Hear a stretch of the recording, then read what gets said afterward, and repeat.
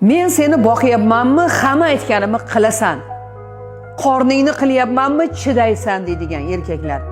Nima ayol qo'ymi qo'yxonadagi? Yoniga bitta poxol tashab, bir chelak suv qo'ysangiz bo'ldimi?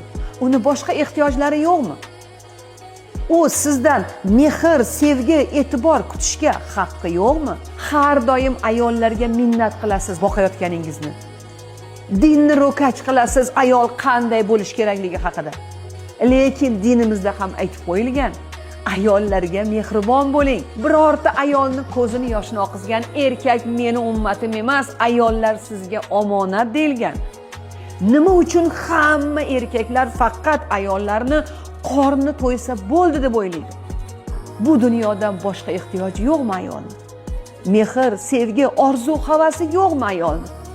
Faqat qorni to'ysa, usti but bo'lsa bo'ldimi ayolda?